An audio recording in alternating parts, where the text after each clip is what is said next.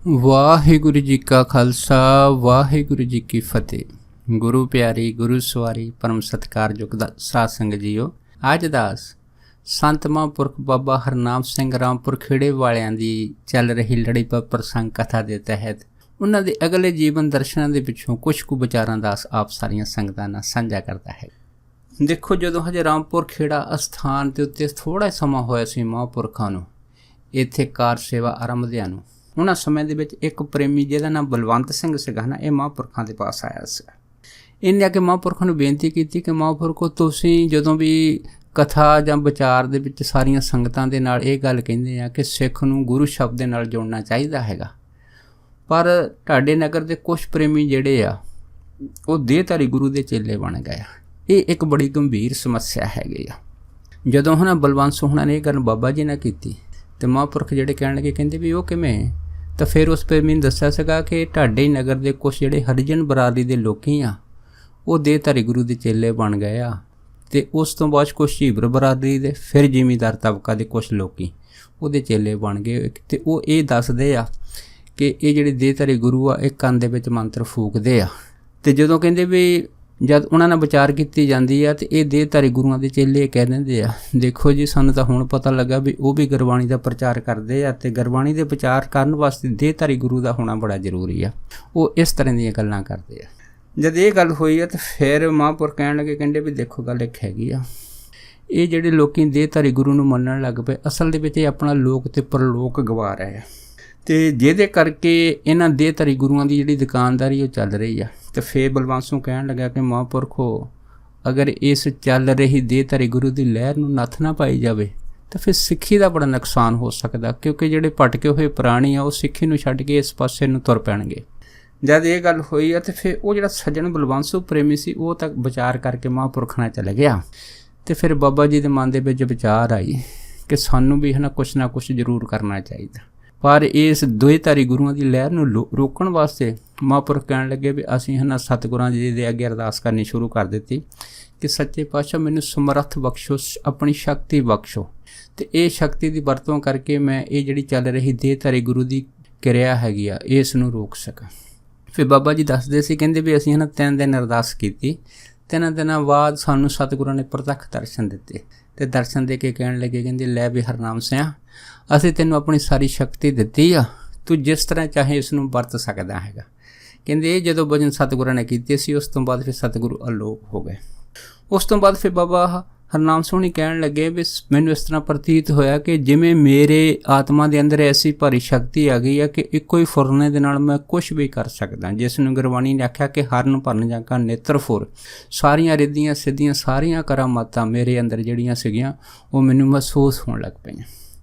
ਅਤੇ ਐਡੀ ਭਾਰੀ ਸ਼ਕਤੀ ਨੂੰ ਕਹਿੰਦੇ ਅੰਦਰ ਸੰਭਾਲਣਾ ਇਹ ਮੇਰੇ ਵਾਸਤੇ ਵੀ ਇੱਕ ਬਹੁਤ ਵੱਡੀ ਚੁਣੌਤੀ ਬਣ ਗਈ ਸੀ।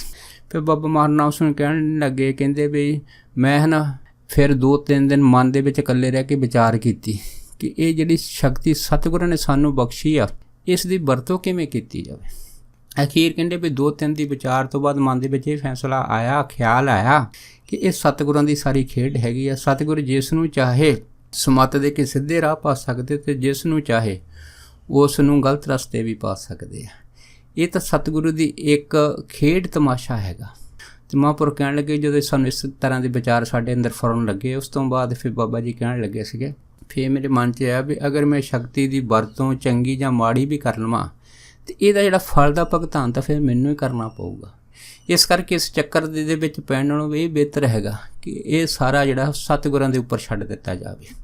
ਇਹ ਕਹਿ ਕੇ ਫਿਰ ਮਹਾਂਪੁਰਖ ਕਹਿੰਦੇ ਸੀ, ਅਸੀਂ ਅਰਦਾਸ ਕੀਤੀ, ਅਰਦਾਸ ਕਰਕੇ ਜੋ ਵੀ ਸ਼ਕਤੀ ਸਾਨੂੰ ਸਤਿਗੁਰਾਂ ਨੇ ਬਖਸ਼ੀ ਸੀ ਇਹਦੇ ਵਿੱਚ ਇਹ ਕਿਹਾ ਕਿ ਮਹਾਂਪੁਰਖੋ, ਇਹ ਸ਼ਕਤੀ ਜਿਹੜੀ ਹੈ ਇਸ ਨੂੰ ਵਰਤਣ ਦੇ ਵਿੱਚ ਮੇਰੇ ਕੋਲ ਸਮਰੱਥਾ ਨਹੀਂ ਹੈ, ਇਸ ਕਰਕੇ ਇਹ ਜਿਹੜੀ ਸ਼ਕਤੀ ਹੈ ਤੁਸੀਂ ਵਾਪਸ ਆਪਣੇ ਪਾਸ ਲੈ ਲਓ। ਅਤੇ ਬਾਬਾ ਜੀ ਕਹਿਣ ਲੱਗੇ, ਜਦੋਂ ਅਸੀਂ ਅਰਦਾਸ ਦੇ ਵਿੱਚ ਇਹ ਬੇਨਤੀ ਕੀਤੀ ਸੀ, ਉਸ ਤੋਂ ਬਾਅਦ ਫਿਰ ਕਹਿੰਦੇ ਵੀ ਸਤਿਗੁਰਾਂ ਦੀ ਮਿਹਰ ਦਾ ਸਦਕਾ ਇਹ ਫਿਰ ਜਿਹੜੀ ਸ਼ਕਤੀ ਸੀਗੀ ਇਹ ਫਿਰ ਵਾਪਸ ਸਤਿਗੁਰਾਂ ਦੇ ਪਾਸ ਅਸੀਂ ਲਟਾਤੀ ਸੀਗੀ। ਔਰ ਮਨ ਦੇ ਵਿੱਚ ਇਹ ਸੋਚਿਆ ਕਿ ਜੋ ਵੀ ਪਰਮੇਸ਼ਰ ਕਰ ਰਿਹਾ ਹਨ, ਬਸ ਜੋ ਤੁਧ ਭਾਵੇਂ ਸਾਈਂ ਭਲੀ ਕਾਰ, ਤੂੰ ਸਦਾ ਸਲਾਮ ਨਿਰੰਕਾਰ, ਜੋ ਉਹਨੂੰ ਭਾਉਂਦਾ ਹੈ ਉਹ ਹੀ ਚੰਗਾ ਹੈ। ਇਹ ਸਾਰੀ ਜਿਹੜੀ ਗੱਲਬਾਤ ਸੀ ਕਹਿੰਦੇ ਅਸੀਂ ਨਿਰੰਕਾਰ ਦੇ ਉੱਪਰ ਛੱਡ ਦਿੱਤੀ ਅਤੇ ਆਪ ਸੁਰਖਰੂ ਹੋ ਗਏ ਸੀਗੇ। ਇਸੇ ਤਰ੍ਹਾਂ ਮਹਾਂਪੁਰਖ ਕਹਿੰਦੇ ਸੀਗੇ ਕਿ ਜਦੋਂ ਅਸਥਾਨ ਦੀ ਥੋੜ੍ਹੀ ਚੜ੍ਹਦੀ ਕਲਾ ਹੋਈ ਤੇ ਉਹਨਾਂ ਟਾਈਮਾਂ ਦੇ ਵਿੱਚ ਜਦ ਡੇਰਾ ਜਿਹੜਾ ਸੀਗਾ ਨਵਾਂ ਆਬਾਦ ਹੋ ਰਿਹਾ ਸੀ, ਉਸ ਟਾਈਮ ਦੇ ਵਿੱਚ ਕਹਿੰਦੇ ਵੀ ਇੱਕ ਜਿਹਦਾ ਨਾਂ ਸੀ ਸਾਧੂ ਸਿੰਘ। ਇਹ ਜਿਹੜਾ ਸਾਧੂ ਸਿੰਘ ਸੀਗਾ ਇਹ ਗੜ੍ਹਦੀਵਾਲ ਦਾ ਸੀਗਾ ਅਤੇ ਇਹਦੇ ਕੋਲ ਹੈ ਨਾ ਸੀਮਿੰਟ ਦੀ ਏਜੰਸੀ ਸੀ, ਅਤੇ ਅਸੀਂ ਇਹਦੇ ਕੋਲ ਥੋੜ੍ਹਾ ਬਹੁਤਾ ਸੀਮਿੰਟ ਕਿਸੇ ਦਾ ਗੱਡਾ ਮੰਗ ਕੇ ਇਸ ਅਸਥਾਨ ਡੇਰੇ ਵਾਸਤੇ ਲਿਆਉਂਦੇ ਹੁੰਦੇ ਸੀ। ਇੱਕ ਵਾਰ ਫਿਰ ਕਹਿੰਦੇ ਕੀ ਹੋਇਆ ਕਿ ਸ਼ਾਮ ਦਾ ਸਮਾਂ ਸੀਗਾ ਅਤੇ ਕਹਿੰਦੇ ਸਾਧੂ ਸਿੰਘ ਸਾਡੇ ਪਾਸ ਆਇਆ। ਅਸੀਂ ਕਹਿੰਦੇ ਉਹਨੂੰ ਹੈ ਨਾ ਸ਼ੱਕਰ ਦਾ ਸ਼ਰਬਤ ਪਿਲਾਇਆ। ਸ਼ਰਬਤ ਪਿਲਾਉਣ ਤੋਂ ਬਾਅਦ ਸਾਧੂ ਸਿੰਘ ਨੇ ਕਿਹਾ ਹੈਗਾ ਕਿ ਦੇਖੋ ਅੱਜ ਹੈ ਨਾ ਮੇਰੇ ਕੋਲ 2 ਟਰੱਕ ਸੀਮਿੰਟ ਦੇ ਆ ਰਹੇ ਆ, ਅਤੇ ਤੁਸੀਂ ਥੋੜ੍ਹਾ ਸੀਮਿੰਟ ਜਿਹੜਾ ਹੈ ਨਾ ਰੋਜ਼ ਲੈ ਕੇ ਜਾਂਦੇ ਆ। ਜੇ ਤੁਸੀਂ ਕਹੋ ਤਾਂ ਇੱਕ ਜਿਹੜਾ ਪੂਰਾ ਟਰੱਕ ਮੇਰੇ ਕੋਲ ਸੀਮਿੰਟ ਦਾ ਆਉਣਾ ਤਾਂ ਮੈਂ ਸਿੱਧਾ ਇਸ ਅਸਥਾਨ ਡੇਰੇ 'ਤੇ ਭੇਜ ਦਿਆਂ। ਜਦ ਕਹਿੰਦੇ ਫਿਰ ਇੰਨੀ ਗੱਲ ਹੋਈ ਸੀ ਤਾਂ ਉਸ ਤੋਂ ਬਾਅਦ ਫਿਰ ਜਦ ਬਾਬਾ ਜੀ ਨਾਲ ਸਲਾਹ ਕੀਤੀ ਤਾਂ ਬਾਬਾ ਜੀ ਕਹਿਣ ਲੱਗੇ ਵੀ ਗੱਲ ਤਾਂ ਸਾਧੂ ਸਿੰਘ ਦੀ ਚੰਗੀ ਹੈਗੀ ਆ ਕਿ ਆਪਾਂ ਕਦੇ ਨਾ ਕਦੇ ਕਿਸੇ ਨੂੰ ਕਹਿੰਦੇ ਆ ਵੀ ਭਾਈ ਗੱਡੀ 'ਤੇ ਥੋੜ੍ਹਾ ਸੀਮਿੰਟ ਲਾਇਆ, ਕਦੇ ਕਿਸੇ ਨੂੰ। ਇਹਦੇ ਨਾਲ ਬਿਹਤਰ ਵਾ ਕਿ ਅਗਰ ਇੱਕ ਟਰੱਕ ਸਿੱਧਾ ਹੀ ਸਾਡੇ ਇਸ ਅਸਥਾਨ 'ਤੇ ਸੀਮਿੰਟ ਦਾ ਆ ਜਾਵੇ ਅਤੇ ਫਿਰ ਸਾਨੂੰ ਵੀ ਇਹ ਜਿਹੜੀ ਖੇਚਲ ਹੈਗੀ ਉਹ ਵਾਰ-ਵਾਰ ਕਿਸੇ ਨੂੰ ਕਹਿਣ ਦੀ ਇਹ ਨਾ ਕਰਨੀ ਪਵੇ। ਉਸ ਤੋਂ ਬਾਅਦ ਫਿਰ ਮਹਾਂਪੁਰ ਕਹਿਣ ਲੱਗੇ ਕਿ ਇਹ ਜਿਹੜਾ ਸੀਮਿੰਟ ਹੈਗਾ ਇਸ ਦੀ ਕੀਮਤ ਕਿੰਨੀ ਹੈ, ਕਿਉਂਕਿ ਉਹਨਾਂ ਟਾਈਮਾਂ ਦੇ ਵਿੱਚ 6.25 ਰੁਪਏ ਇੱਕ ਬੋਰੀ ਦੀ ਸੀਮਿੰਟ ਦੀ ਕੀਮਤ ਹੁੰਦੀ ਸੀ। ਫਿਰ ਕਹਿੰਦੇ ਵੀ ਉਸ ਤੋਂ ਬਾਅਦ ਬਾਬਾ ਜੀ ਨੇ ਸਾਨੂੰ ਬਟੂਆ ਜਿਹੜਾ ਦਿਖਾ ਲਿਆ। ਜਦੋਂ ਕਹਿੰਦੇ ਸਾਨੂੰ ਬਟੂਆ ਚੈੱਕ ਕਰਾਇਆ ਅਤੇ ਫਿਰ ਕਹਿੰਦੇ ਬਟੂਏ ਦੇ ਵਿੱਚ ਤਕਰੀਬਨ 200 ਤੋਂ ਵੱਧ ਥੋੜ੍ਹੇ ਰੁਪਈਏ ਸੀਗੇ, ਅਤੇ ਪਰ ਇਹ ਜਿਹੜਾ ਸੀਮਿੰਟ ਸੀਗਾ ਜਿਹੜਾ ਟਰੱਕ ਵਿੱਚ ਆਉਣਾ ਸੀਗਾ ਇਹ 200 ਬੋਰਾ ਆਉਣਾ ਸੀਗਾ। ਉਸ ਤੋਂ ਬਾਅਦ ਫਿਰ ਕਹਿੰਦੇ ਸਾਨੂੰ ਮਹਾਂਪੁਰ ਕਹਿਣ ਲੱਗੇ ਕਿ ਭਾਈ ਦੱਸੋ ਕਿੰਨੇ ਰੁਪਈਏ ਆ, ਅਤੇ ਫਿਰ ਬਾਬਾ ਸੇਵਾ ਸਿੰਘ ਹੁਣਾਂ ਨੇ ਦੱਸਿਆ ਸੀ ਮਹਾਂਪੁਰਖਾਂ ਨੂੰ ਕਿ ਮਹਾਂਪੁਰਖੋ ਇਹਦੇ ਵਿੱਚ ਨਾ 200 ਤੋਂ ਵੱਧ ਰੁਪਈਏ ਆ, ਪਰ ਇੰਨੇ ਰੁਪਈਆਂ ਨਾਲ ਗੱਲ ਨਹੀਂ ਬਣਦੀ ਕਿਉਂਕਿ 6.25 ਰੁਪਏ ਇੱਕ ਬੋਰੇ ਦੀ ਕੀਮਤ ਹੈ। 200 ਰੁਪਈਏ ਵਾਸਤੇ ਘੱਟੋ ਘੱਟ ਹੋਰ ਪੈਸਿਆਂ ਦੀ ਲੋੜ ਹੈਗੀ। ਜਦੋਂ ਫਿਰ ਬਾਬਾ ਸੇਵਾ ਸਿੰਘ ਹੁਣ ਕਹਿਣ ਲੱਗੇ ਅਸੀਂ ਮਹਾਂਪੁਰਖਾਂ ਨੂੰ ਦੱਸਿਆ ਸੀ, ਅਤੇ ਫਿਰ ਮਹਾਂਪੁਰਖ ਜਿਹੜੇ ਸੀ ਉਹ 1 ਮਿੰਟ ਵਾਸਤੇ ਚੁੱਪ ਹੋ ਗਏ। ਚੁੱਪ ਹੋਣ ਤੋਂ ਬਾਅਦ ਫਿਰ ਮੈਨੂੰ ਕਹਿਣ ਲੱਗੇ ਕਹਿੰਦੇ ਇਸ ਤਰ੍ਹਾਂ ਕਰ, ਜਿਸ ਛੰਨ ਦੇ ਅੰਦਰ ਸਤਿਗੁਰਾਂ ਦਾ ਆਪਾਂ ਪ੍ਰਕਾਸ਼ ਕਰਦੇ ਹਾਂ ਉਹਦੇ ਅੰਦਰ ਜਿਹੜੀ ਬੋਰੀ ਪਈ ਆ, ਜਿਹੜਾ ਤੱਪੜ ਪਿਆ ਹੈ ਜਿਹਦੇ ਨਾਲ ਅਸੀਂ ਪੈਰ ਸਾਫ਼ ਕਰਦੇ ਹਾਂ, ਉਸ ਬੋਰੀ ਨੂੰ ਚੱਕ ਅਤੇ ਉਸ ਬੋਰੀ ਦੇ ਵਿੱਚ ਦੇਖ ਵੀ ਉਹ 'ਚ ਕਿੰਨੇ ਰੁਪਈਏ ਹੈਗੇ ਆ। ਪਰ ਜਿੰਨੇ ਵੀ ਰੁਪਈਏ ਹਨ ਉਹ ਸਾਰੇ ਉਸ ਤਰ੍ਹਾਂ ਪਏ ਰਹਿਣੇ ਆ, ਜਿੰਨੇ ਸਾਨੂੰ ਜ਼ਰੂਰਤ ਆ ਉਨੇ ਰੁਪਈਏ ਤੋਂ ਉੱਥੋਂ ਚੱਕ ਲਈ ਅਤੇ ਬਾਕੀ ਜਿਹੜੀ ਬੋਰੀ ਉਸ ਤਰ੍ਹਾਂ ਰਹਿਣ ਦੀ। ਕਹਿੰਦੇ ਜਦ ਇਹ ਗੱਲ ਹੋਈ ਤਾਂ ਸੇਵਾ ਸਿੰਘ ਕਹਿਣ ਲੱਗੇ ਵੀ ਅਸੀਂ ਚੁੱਪ ਕਰਕੇ ਮਹਾਂਪੁਰਖਾਂ ਦੀ ਇਹ ਗੱਲ ਸੁਣ ਕੇ, ਪਰ ਸਾਨੂੰ ਇਸ ਗੱਲ ਦਾ ਪਤਾ ਹੁੰਦਾ ਸੀਗਾ ਕਿ ਮਹਾਂਪੁਰਖ ਨਾ ਤਾਂ ਉਹਨਾਂ ਨੇ ਕਦੀ ਸੰਗਤ ਦੇ ਵਿੱਚ ਇਸ ਸਥਾਨ ਦੀ ਸੇਵਾ ਵਾਸਤੇ ਅਪੀਲ ਕੀਤੀ ਆ, ਨਾ ਕੋਈ ਰਸੀਦ ਵਗੈਰਾ ਕਦੀ ਕਿਸੇ ਵਾਸਤੇ ਇਹਦੀ ਅਗਰਾਈ ਕੀਤੀ, ਨਾ ਕੋਈ ਇਸ਼ਤਿਹਾਰ ਦਿੱਤਾ, ਕਿਉਂਕਿ ਜਿੰਨਾ ਵੀ ਕੰਮ ਇਸ ਸਥਾਨ 'ਤੇ ਹੋ ਰਿਹਾ ਹੈਗਾ ਇਹ ਕੰਮ ਸੰਗਤ ਦੀ ਪ੍ਰੇਰਨਾ ਜਿਹੜੀ ਉਹ ਸਤਿਗੁਰੂ ਆਪ ਦਿੰਦੇ ਆ, ਅਤੇ ਆਪ ਹੀ ਇਹ ਪ੍ਰੇਰਨਾ ਸਦਕਾ ਸਾਰਾ ਕੰਮ ਜਿਹੜਾ ਹੈਗਾ ਇੱਥੋਂ ਸੰਗਤ ਦੇ ਪਾਸੋਂ ਕਰਵਾ ਲੈਂਦੇ ਆ। ਉਸ ਤੋਂ ਬਾਅਦ ਫਿਰ ਬਾਬਾ ਸੇਵਾ ਸਿੰਘ ਕਹਿਣ ਲੱਗੇ ਕਹਿੰਦੇ ਕਿ ਮੈਂ ਇਹ ਵੀ ਸੁਣਿਆ ਸੀਗਾ ਕਿ ਮਹਾਂਪੁਰਖ ਜਦੋਂ ਕਿਤੇ ਟੋਟ ਆ ਜਾਂਦੀ ਸੀ ਤਾਂ ਆਪਣਾ ਜੋ ਸਤਿਗੁਰਾਂ ਦਾ ਗੁਪਤ ਖਜ਼ਾਨਾ ਉਹਦੇ ਵਿੱਚੋਂ ਮਾਇਆ ਕੱਢ ਕੇ ਵਰਤ ਲੈਂਦੇ ਸੀ, ਪਰ ਕਹਿੰਦੇ ਵੀ ਇਹ ਘਟਨਾ ਮੇਰੇ ਨਾਲ ਪਹਿਲੀ ਵਾਰ ਹੋਈ ਸੀ। ਫਿਰ ਬਾਬਾ ਸੇਵਾ ਸਿੰਘ ਕਹਿਣ ਲੱਗੇ ਕਿ ਜਦੋਂ ਅਸੀਂ ਸਤਿਗੁਰਾਂ ਦੇ ਅਸਥਾਨ ਦੀ ਕੁਟੀਆ ਵਿੱਚ ਗਏ ਅਤੇ ਜਿਹੜੀ ਬੋਰੀ ਪਈ ਸੀ ਜਿਹਦੇ ਨਾਲ ਪੈਰ ਸਾਫ਼ ਕਰੀਦੇ ਆ, ਜਦ ਕਹਿੰਦੇ ਅਸੀਂ ਉਹ ਬੋਰੀ ਦੇਖੀ ਤਾਂ ਕੀ ਦੇਖਿਆ ਉਹਦੇ ਥੱਲੇ ਬਹੁਤ ਸਾਰੇ 100 ਦੇ ਨੋਟ ਪਏ ਸੀ। ਕਹਿੰਦੇ ਫਿਰ ਅਸੀਂ ਅੰਦਰੋਂ ਬੜੇ ਪ੍ਰਸੰਨ ਹੋ ਗਏ, ਅਤੇ ਫਿਰ ਬਾਬਾ ਸੇਵਾ ਸਿੰਘ ਹੁਣਾਂ ਨੇ ਉਸ ਬੋਰੀ ਦੇ ਹੇਠੋਂ 1100 ਰੁਪਏ ਦੇ ਜਿਹੜੇ ਸੀ ਉਹ 11 ਨੋਟ ਚੱਕ ਕੇ ਤਾਂ ਫਿਰ ਉਹ ਸਾਧੂ ਸਿੰਘ ਨੂੰ ਉੱਥੇ ਫੜਾਤੇ ਕਿ ਉਹ ਜਿਹੜੇ ਸੀਮਿੰਟ ਦਾ ਟਰੱਕ ਹੈ ਨਾ ਸਿੱਧਾ ਇਸ ਡੇਰੇ ਸਥਾਨ 'ਤੇ ਭੇਜ ਦੇਵੇ। ਫਿਰ ਕਹਿੰਦੇ ਵੀ ਉਸ ਤੋਂ ਬਾਅਦ ਉਹ ਜਿਹੜਾ ਟਰੱਕ ਸੀ ਸੀਮਿੰਟ ਵਾਲਾ ਸਾਧੂ ਸਿੰਘ ਹੁਣਾਂ ਨੇ ਕਹਿੰਦੇ ਇਸ ਸਥਾਨ 'ਤੇ ਭੇਜ ਦਿੱਤਾ। ਜਦ ਕਹਿੰਦੇ ਸ਼ਾਮ ਹੋਈ ਅਤੇ ਸ਼ਾਮ ਨੂੰ ਬਾਬਾ ਜੀ ਮੇਰੇ ਪਾਸੋਂ ਭਾਈ ਵੀਰ ਸਿੰਘ ਦਾ ਲਿਖਿਆ ਕਲਗੀਧਰ ਚਮਤਕਾਰ ਜਿਹੜਾ ਸੀਗਾ ਇਹ ਸੁਣਦੇ ਹੁੰਦੇ ਸੀ। ਉਸ ਤੋਂ ਬਾਅਦ ਫਿਰ ਕਹਿੰਦੇ ਮੈਨੂੰ ਕਹਿਣ ਲੱਗੇ ਕਿ ਇਸ ਤਰ੍ਹਾਂ ਕਰ ਅੰਦਰ ਜਾ ਅਤੇ ਕਲਗੀਧਰ ਚਮਤਕਾਰ ਜਿਹੜਾ ਹੈਗਾ ਉਹ ਲਿਆ ਕੇ ਗ੍ਰੰਥ ਦੇ ਕਹਿੰਦੇ ਫਿਰ ਮੈਨੂੰ ਸੁਣਾਓ। ਅਤੇ ਫਿਰ ਬਾਬਾ ਸੇਵਾ ਸਿੰਘ ਕਹਿਣ ਲੱਗੇ ਕਿ ਜਦੋਂ ਅਸੀਂ ਅੰਦਰ ਗਏ ਅੰਦਰ ਹਨੇਰਾ ਸੀਗਾ, ਪਰ ਜਦੋਂ ਗ੍ਰੰਥ ਚੱਕਿਆ ਮਨ 'ਚ ਖਿਆਲ ਆ ਗਿਆ ਕਿ ਜਿਸ ਬੋਰੀ ਦੇ ਥੱਲੇ ਪੈਸੇ ਪਏ ਸੀ ਮੈਂ ਉਹ ਦੇਖਾਂ ਤਾਂ ਸਹੀ ਵੀ ਉਹਦੇ ਥੱਲੇ ਕਿੰਨੇ ਪੈਸੇ ਹੋਰ ਪਏ ਆ। ਅਤੇ ਜਦੋਂ ਬਾਬਾ ਸੇਵਾ ਸਿੰਘ ਹੁਣਾਂ ਨੇ ਉਹ ਜਿਹੜੀ ਬੋਰੀ ਸੀ ਚੱਕੀ, ਜਦ ਕੀ ਦੇਖਿਆ ਤਾਂ ਉਹ ਬੋਰੀ ਦੇ ਥੱਲੇ ਨੋਟ ਸਾਰੇ ਗਾਇਬ ਸੀ ਅਤੇ ਵਿੱਚ 1 ਰੁਪਈਆ ਨਹੀਂ ਸੀ, ਜਦ ਕਿ ਕੁਛ ਟਾਈਮ ਪਹਿਲਾਂ ਉਹਦੇ ਥੱਲੇ ਜਿਹੜੇ ਸੀ ਉਹ 100 ਦੇ ਬਹੁਤ ਸਾਰੇ ਰੁਪਏ ਪਏ ਸੀ।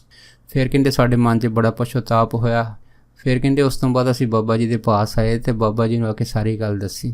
ਫਿਰ ਬਾਬਾ ਜੀ ਤੋਂ ਖਿਮਾ ਮੰਗੀ ਤਾਂ ਬਾਬਾ ਜੀ ਕਹਿਣ ਲੱਗੇ ਕਹਿੰਦੇ ਭਾਈ ਦਰਅਸਲ ਗੱਲ ਇਹ ਆ ਕਿ ਇਹ ਜਿਹੜਾ ਗੁਪਤ ਖਜ਼ਾਨਾ ਹੈ ਸਤਿਗੁਰਾਂ ਦਾ ਹੈ। ਹਾਂ, ਸਾਨੂੰ ਕਹਿੰਦੇ ਇਜਾਜ਼ਤ ਹੈ ਕਿ ਕਿਤੇ ਲੋੜ ਪੈਣ ਦੇ ਉੱਤੇ ਤੁਸੀਂ ਇਹ ਵਰਤ ਸਕਦੇ ਹੈਗੇ ਆ। ਅਤੇ ਕਹਿੰਦੇ ਚਲੋ ਕੋਈ ਗੱਲ ਨਹੀਂ, ਅੱਗੇ ਵਾਸਤੇ ਤੁਸੀਂ ਇਸ ਖਜ਼ਾਨੇ ਦੀ ਪਰਖ ਨਹੀਂ ਕਰਨੀ ਕਿਉਂਕਿ ਇਹ ਗੁਪਤ ਖਜ਼ਾਨਾ ਹੈਗਾ, ਅਤੇ ਇਹ ਜਿਹੜਾ ਗੁਪਤ ਖਜ਼ਾਨਾ ਜਦ ਲੋੜ ਪਵੇ ਤਦ ਹੀ ਅਸੀਂ ਇਹਦੀ ਵਰਤੋਂ ਕਰਦੇ ਹਾਂ। ਫਿਰ ਬਾਬਾ ਸੇਵਾ ਸਿੰਘ ਕਹਿਣ ਲੱਗੇ ਸੀ ਕਿ ਉਸ ਤੋਂ ਬਾਅਦ ਫਿਰ ਸਾਨੂੰ ਮਹਾਂਪੁਰਖਾਂ ਦੀ ਇਸ ਭਾਰੀ ਕਰਾਮਾਤ ਦਾ ਪਤਾ ਲੱਗਾ ਕਿ ਮਹਾਂਪੁਰਖ ਜਿਹੜੇ ਆ ਗੁਪਤ ਖਜ਼ਾਨੇ ਦੀ ਵਰਤੋਂ ਕਿਸ ਤਰ੍ਹਾਂ ਕਰਦੇ ਆ। ਪਰ ਮੁੜ ਕੇ ਫਿਰ ਅਸੀਂ ਇਸ ਤਰ੍ਹਾਂ ਦੀ ਗਲਤੀ ਕੋਈ ਨਹੀਂ ਕੀਤੀ, ਕਿਉਂਕਿ ਬਾਬਾ ਜੀ ਨੇ ਆਖਿਆ ਸੀ ਚਲੋ ਕੋਈ ਗੱਲ ਨਹੀਂ, ਜੋ ਹੋਣਾ ਸੋ ਹੋ ਗਿਆ, ਪਰ ਅੱਗੇ ਤੋਂ ਇਸ ਤਰ੍ਹਾਂ ਦੀ ਕੋਈ ਗਲਤੀ ਨਹੀਂ ਕਰਨੀ। ਇਸ ਤਰ੍ਹਾਂ ਹੈ ਨਾ, ਬਾਬਾ ਜੀ ਦੇ ਡਰਾਈਵਰ ਭਾਈ ਮਹਿੰਦਰ ਸਿੰਘ ਹੁੰਦੇ ਸੀਗੇ। ਉਹਨਾਂ ਨੇ ਵੀ ਇੱਕ ਵਾਕਿਆ ਜਿਹੜੇ ਸੀ ਮਹਾਂਪੁਰਖ ਨਾਲ ਸਾਂਝਾ ਕੀਤਾ ਸੀ। ਉਹ ਦੱਸਦੇ ਸੀਗੇ ਕਿ ਇੱਕ ਵਾਰ ਬਾਬਾ ਜੀ ਕਿਤੇ ਬਾਹਰ ਗਏ ਸੀ ਅਤੇ ਬਾਬਾ ਜੀ ਦੀ ਕੁਟੀਆ ਦੇ ਅੰਦਰ ਰਾਤ ਨੂੰ ਇੱਕ ਬੜਾ ਫਨੀਅਰ ਸੱਪ ਭਾਰਾ ਜਿਹੜਾ ਸੀ ਉਹ ਅੰਦਰ ਚਲਾ ਗਿਆ। ਜਦੋਂ ਕਹਿੰਦੇ ਅੰਦਰ ਚਲਾ ਗਿਆ ਅਤੇ ਫਿਰ ਕਹਿੰਦੇ ਸਾਨੂੰ ਬੜੀ ਚਿੰਤਾ ਹੋ ਵੀ ਕੁਟੀਆ ਦੇ ਅੰਦਰ ਇੱਕ ਸੱਪ ਆ ਗਿਆ ਹੈਗਾ, ਅਤੇ ਇਸ ਨੂੰ ਕਹਿੰਦੇ ਫਿਰ ਅਸੀਂ ਹੁਣ ਕਿਵੇਂ ਕਾਬੂ ਕਰੀਏ। ਉਸ ਤੋਂ ਬਾਅਦ ਸੰਗਤ ਦੇ ਜਿਹੜੇ ਸੀ 2-4 ਪ੍ਰੇਮੀ ਅਤੇ ਕੁਛ ਸੇਵਾਦਾਰ, ਉਹਨਾਂ ਨੇ ਮਿਲ ਕੇ ਸੱਪ ਨੂੰ ਬਾਹਰ ਕੱਢਣ ਦਾ ਬੜਾ ਯਤਨ ਕੀਤਾ, ਪਰ ਕੁਟੀਆ ਅੰਦਰ ਹਨੇਰਾ ਹੋਣ ਕਰਕੇ ਸੱਪ ਜਿਹੜਾ ਸੀ ਅੰਦਰੋਂ ਬਾਹਰ ਨਹੀਂ ਨਿਕਲਿਆ। ਫਿਰ ਕਹਿੰਦੇ ਸਾਰਿਆਂ ਸਲਾਹ ਕੀਤੀ ਵੀ ਹੁਣ ਕੀ ਕੀਤਾ ਜਾਵੇ। ਫਿਰ ਸਲਾਹ ਇਹ ਹੋਈ ਕਿ ਇਸ ਤਰ੍ਹਾਂ ਕਰੋ ਕਿ ਇੱਕ ਜਿਹੜਾ ਹੈ ਨਾ ਗੈਸ ਹੈਗਾ, ਉਹ ਗੈਸ ਨੂੰ ਬਾਲ ਕੇ ਕੁਟੀਆ ਦੇ ਅੰਦਰ ਚਾਨਣਾ ਕਰੋ ਤਾਂ ਜੋ ਸੱਪ ਦਾ ਪਤਾ ਲੱਗੇ ਕਿ ਸੱਪ ਹੈ ਕਿੱਥੇ ਆ। ਅਤੇ ਦੂਸਰੀ ਕਹਿੰਦੇ ਸਕੀਮ ਇਹ ਬਣਾਈ ਕਿ ਲੰਮੇ ਡੰਡੇ ਲੈ ਲਈਏ ਅਤੇ ਇਹਦੇ ਨਾਲ ਜਿਹੜੀ ਹੈ ਨਾ ਬਿਜਲੀ ਦੀ ਤਾਰ ਉਹ ਬੰਨ੍ਹ ਕੇ ਅਤੇ ਇਸ ਤਾਰ ਦਾ ਹੈ ਨਾ ਜਿਹੜਾ ਕਰੰਟ ਹੈਗਾ ਸੱਪ ਨੂੰ ਲਾਇਆ ਜਾਵੇ ਤਾਂ ਜੋ ਸੱਪ ਜਿਹੜਾ ਮਰ ਸਕੇ। ਫਿਰ ਕਹਿੰਦੇ ਵੀ ਅਸੀਂ ਇਹ ਸਕੀਮ ਕਰਕੇ ਭਾਈ ਮਹਿੰਦਰ ਸੋਹਣੀ ਕਹਿੰਦੇ ਕਿ ਕੁਛ ਲੰਮੇ ਡੰਡੇ ਲੈ ਲਏ, ਦੂਰੋਂ ਤਾਰ ਦਾ ਕਨੈਕਸ਼ਨ ਜਿਹੜਾ ਸੀ ਲੈਣ ਦਾ, ਅਤੇ ਗੈਸ ਜਗਾ ਕੇ ਅੰਦਰ ਕਹਿੰਦੇ ਅਸੀਂ ਚਾਨਣਾ ਕਰ ਦਿੱਤਾ। ਜਦ ਚਾਨਣਾ ਕੀਤਾ ਉਸ ਤੋਂ ਬਾਅਦ ਕਹਿੰਦੇ ਅਸੀਂ ਦੇਖਿਆ ਤਾਂ ਇੱਕ ਬੜਾ ਭਾਰੀ ਜਿਹੜਾ ਸੀਗਾ ਫਨੀਅਰ ਸੱਪ ਉਸ ਕੁਟੀਆ ਦੇ ਅੰਦਰ ਬੈਠਾ ਸੀਗਾ।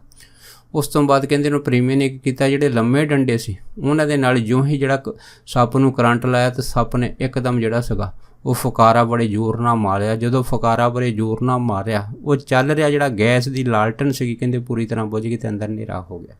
ਜਦ ਕਹਿੰਦੇ ਹਨੇਰਾ ਹੋ ਗਿਆ, ਜਿੰਨੇ ਵੀ ਪ੍ਰੇਮੀ ਸੀ ਸਾਰੇ ਭੈਭੀਤ ਹੋ ਗਏ। ਉਸ ਤੋਂ ਬਾਅਦ ਫਿਰ ਕਹਿੰਦੇ ਅਸੀਂ ਸੋਚਿਆ ਵੀ ਹੁਣ ਕੀ ਕਰੀਏ। ਫਿਰ ਸਾਰਿਆਂ ਨੇ ਕਹਿੰਦੇ ਮਿਲ ਕੇ ਸਲਾਹ ਕੀਤੀ ਕਿ ਚਲੋ ਇਸ ਤਰ੍ਹਾਂ ਕਰਦੇ ਹਾਂ, ਇੱਕ ਬੋਰੀ ਨੂੰ ਅੱਗ ਲਾ ਦਿੰਦੇ ਹਾਂ ਅਤੇ ਇਹ ਅੱਗ ਲਾਈ ਜਿਹੜੀ ਬੋਰੀ ਹੈਗੀ ਆ ਇਹ ਡੰਡੇ ਨਾਲ ਬੰਨ੍ਹ ਕੇ ਸੱਪ ਦੇ ਉੱਤੇ ਸਿੱਟ ਦਿੰਦੇ ਹਾਂ, ਜਿਹਦੇ ਨਾਲ ਸੱਪ ਵੀ ਜਿਹੜਾ ਹੈਗਾ ਇਸ ਅੱਗ ਨਾਲ ਸੜ ਕੇ ਮਰ ਜਾਊਗਾ ਅਤੇ ਫਿਰ ਜਿਹੜੀ ਹੈ ਇਸ ਕੁਟੀਆ ਦੇ ਅੰਦਰੋਂ ਪੂਰੀ ਤਰ੍ਹਾਂ ਸੱਪ ਦਾ ਜਿਹੜਾ ਭੈ ਹੈਗਾ ਉਹ ਖਤਮ ਹੋ ਜਾਊਗਾ। ਉਸ ਤੋਂ ਬਾਅਦ ਕਹਿੰਦੇ ਅਸੀਂ ਇਸ ਤਰ੍ਹਾਂ ਹੀ ਕੀਤੀ, ਬਾਹਰੋਂ ਇੱਕ ਬੋਰੀ ਲਿਆਂਦੀ, ਬੋਰੀ ਨੂੰ ਅੱਗ ਲਾ ਕੇ ਲੰਮੇ ਡੰਡੇ ਦੇ ਨਾਲ ਕਹਿੰਦੇ ਅੰਦਰ ਜਿੱਥੇ ਸੱਪ ਬੈਠਾ ਸੀ ਉਹਦੇ ਉੱਤੇ ਜਲਦੀ ਬੋਰੀ ਸਿੱਟ ਦਿੱਤੀ। ਜਦੋਂ ਬੋਰੀ ਸਿੱਟੀ ਆ ਤਾਂ ਬੋਰੀ ਨੂੰ ਸਿੱਟਣ ਦੇ ਨਾਲ ਸੱਪ ਨੂੰ ਜਿਹੜੀ ਅੱਗ ਲੱਗ ਗਈ। ਸੱਪ ਜਿਹੜਾ ਸੀਗਾ ਉਸ ਬੋਰੀ ਦੀ ਅੱਗ ਦੇ ਨਾਲ ਸੜ ਕੇ ਜਿਹੜਾ ਸੀਗਾ ਅੰਦਰ ਮਰ ਗਿਆ। ਉਸ ਤੋਂ ਬਾਅਦ ਕਹਿੰਦੇ ਫਿਰ ਅਸੀਂ ਉਹ ਸੱਪ ਚੱਕਿਆ ਤਾਂ ਬਾਹਰ ਜਾ ਕੇ ਜਿਹੜਾ ਸੀਗਾ ਉਸ ਨੂੰ ਦੱਬ ਦਿੱਤਾ। ਜਦੋਂ ਮਰਿਆ ਸੱਪ ਬਾਹਰ ਕੀਤਾ, ਅੰਦਰ ਸਫਾਈ ਕਰ ਦਿੱਤੀ, ਕੁਟੀਆ ਜਿਹੜੀ ਸੀ ਸਾਫ਼ ਹੋ ਗਈ। ਉਸ ਤੋਂ ਬਾਅਦ ਕਹਿੰਦੇ ਜਦੋਂ ਫਿਰ ਮਹਾਂਪੁਰਖ ਆਏ ਸੀ, ਅਸੀਂ ਸਾਰੇ ਪ੍ਰੇਮੀਆਂ ਨੇ ਬਾਬਾ ਹਰਨਾਮ ਸਿੰਘ ਦੇ ਨਾਲ ਇਹ ਗੱਲ ਸਾਂਝੀ ਕੀਤੀ। ਜਦ ਇਹ ਗੱਲ ਸਾਂਝੀ ਕੀਤੀ ਤਾਂ ਫਿਰ ਕਹਿੰਦੇ ਬਾਬਾ ਜੀ ਸਾਨੂੰ ਬੜੇ ਗੁੱਸੇ ਹੋਏ।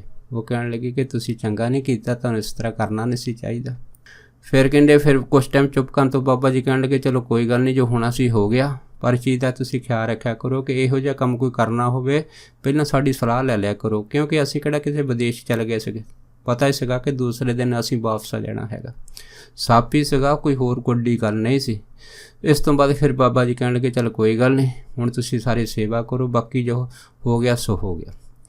ਫਿਰ ਭਾਈ ਮਹਿੰਦਰ ਸਿੰਘ ਜੀ ਡਰਾਈਵਰ ਸੀ, ਉਹ ਕਹਿਣ ਲੱਗੇ ਕਿ ਮੇਰੇ ਨਾਲ ਉਹਨਾਂ ਟਾਈਮਾਂ ਦੇ ਵਿੱਚ ਇੱਕ ਅਜੀਬ ਘਟਨਾਵਾਂ ਸ਼ੁਰੂ ਹੋ ਗਈਆਂ। ਉਹ ਇਹ ਸੀ ਕਿ ਜਦੋਂ ਮੈਂ ਗੁਰਦੁਆਰਾ ਸਾਹਿਬ ਤੋਂ ਪਿੰਡ ਆਉਣਾ ਅਤੇ ਮੈਨੂੰ ਰਸਤੇ ਦੇ ਵਿੱਚ ਸੱਪ ਜਿਹੜੇ ਸੀ ਉਹ ਟੱਕਰਨ ਲੱਗ। ਜਦੋਂ ਕਹਿੰਦੇ ਸੱਪ ਜਿਹੜਾ ਸੀ ਟੱਕਣ ਲੱਗ ਪਿਆ ਅਤੇ ਕਹਿੰਦਾ ਪਹਿਲਾਂ ਤਾਂ ਅਸੀਂ ਸੁਹਾਗ ਸਮਝਿਆ ਚਲੋ ਰਸਤੇ 'ਚ ਸੱਪ ਮਿਲਿਆ, ਪਰ ਜਦੋਂ ਜਾਣਾ ਰੋਜ਼ ਹੀ ਸੱਪ ਜਿਹੜਾ ਸਾਨੂੰ ਰਸਤੇ 'ਚ ਦਿਖਾਈ ਦੇਣ ਲੱਗ ਪਿਆ। ਜਦ ਕਹਿੰਦੇ ਵੀ 2-4 ਵਾਰ ਇਸ ਤਰ੍ਹਾਂ ਹੋਇਆ। ਉਸ ਤੋਂ ਬਾਅਦ ਫਿਰ ਡਰਾਈਵਰ ਮਹਿੰਦਰ ਸਿੰਘ ਕਹਿਣ ਲੱਗੇ ਅਸੀਂ ਮਹਾਂਪੁਰਖਾਂ ਦੇ ਨਾਲ ਜਿਹੜੀ ਸੀ ਇਹ ਗੱਲ ਕੀਤੀ ਕਿ ਬਾਬਾ ਜੀ ਜਦੋਂ ਮੈਂ ਗੁਰਦੁਆਰਾ ਸਾਹਿਬ ਤੋਂ ਪਿੰਡ ਜਾਂਦਾ ਮੈਨੂੰ ਰਸਤੇ 'ਚ ਸੱਪ ਬਹੁਤ ਟੱਕਰਦੇ। ਜਦ ਇੰਨੀ ਗੱਲ ਹੋਈ ਤਾਂ ਫਿਰ ਬਾਬਾ ਜੀ ਕੁਛ ਟਾਈਮ ਚੁੱਪ ਕਰ ਗਏ। ਫਿਰ ਮੈਨੂੰ ਕਹਿਣ ਲੱਗੇ ਕਹਿੰਦੇ ਚੱਲ ਇਸ ਤਰ੍ਹਾਂ ਕਰਿਆ ਕਰ, ਇੱਕ ਮਾਲਾ ਜਿਹੜੀ ਹੈ ਮੂਲ ਮੰਤਰ ਦੀ ਸਵੇਰੇ ਉੱਠ ਕੇ ਤੈਨੂੰ ਫੇਰਨੀ ਹੈ ਅਤੇ ਇੱਕ ਮਾਲਾ ਜਿਹੜੀ ਹੈ ਸ਼ਾਮ ਨੂੰ ਫੇਰਨੀ ਆ।